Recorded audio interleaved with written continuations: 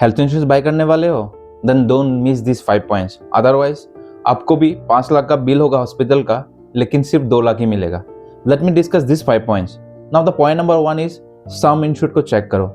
सम insured कितना लेना है, दिस क्वेश्चन इज बहुत क्रूशियल एंड इंपॉर्टेंट है।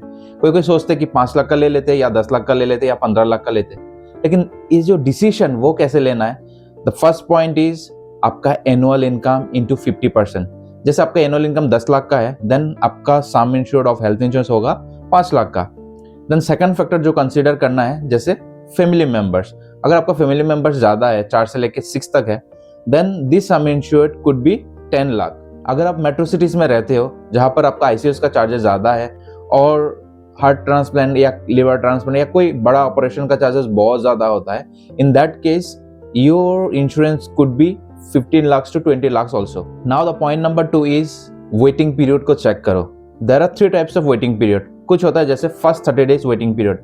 फर्स्ट 30 days में आपको क्या सिर्फ एक्सीडेंटल बेनिफिट ही मिलेगा, बाकी दूसरा कोई भी चार्जेस या कोई भी हेल्थ इंश्योरेंस पॉलिसी का क्लेम नहीं सेटल नहीं होगा। कुछ डिजीजेस का वेटिंग पीरियड 2 से लेकर 4 साल तक होता है, तो उसको प्री एग्जिस्टिंग डिजीज कहा जाता है। जैसे आपका बीपी हो गया, ब्लड शुगर हो गया, थायराइड हो गया, इन सब के ट्रीटमेंट के लिए आपको 2 से लेकर 4 साल तक पहले ही वेटिंग करना है, उसके बाद ही आपका क्लेम सेटल होगा। और थर्ड टाइप ऑफ जो वेटिंग पीरियड होता है वो 9 से लेकर 18 मंथ या 24 मंथ तक होता है। इनको कहा जाता है स्पेसिफिक डिजीज वेटिंग पीरियड। इनमें क्या होता है, जैसे हार्निया हो गया, नी रिप्लेसमेंट हो गया, इन सब डिजीजेस के लिए कुछ स्पेसिफिक वेटिंग पीरियड कंपनी रखते हैं। अगर उन स्पेसिफिक पीरियड पे अगर आप क्लेम डालते हो, आपको वो क्लेम सेटल नहीं होगा। तो इन दिस पॉइंट को आपको कंसीडर करना है, जो सेकंड पॉइंट है। Now the third point is network hospital को चेक करो। अगर नेटवर्क हॉस्पिटल 5 से कम है, then you consider this as a negative point.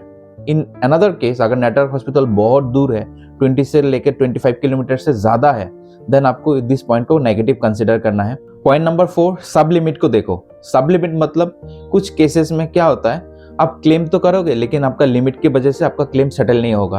For example, आप हॉस्पिटल पे एडमिट होते हो और आपका बेड चार्जेस के लिए 5000 का सब लिमिट लगा हुआ है, देन आपका अगर बेड चार्जेस 10,000, 15,000 या 20,000 होगा, आपको सिर्फ 5,000 ही मिलेगा।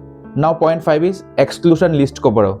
सर्टेन चीज जो एक्सक्लूशन है आपका हेल्थ इंश्योरेंस से, जैसे कॉस्मेटिक सर्जरी हो गया, आपका ओबेसिटी ट्रीटमेंट हो गया, कार्डियक ट्रीटमेंट हो गया, या कुछ डेंटल ट्रीटमेंट हो सकता है, वो सब या सर्टेन हेल्थ इंश्योरेंस पे एक्सक्लूडेड है। इन दैट केस आपको वो हेल्थ इंश्योरेंस को एज ए नेगेटिव कंसीडर करना है। So these are the 5 point. अगर आप कंसीडर करोगे, आपको बेस्ट हेल्थ इंश्योरेंस मिल सकता है।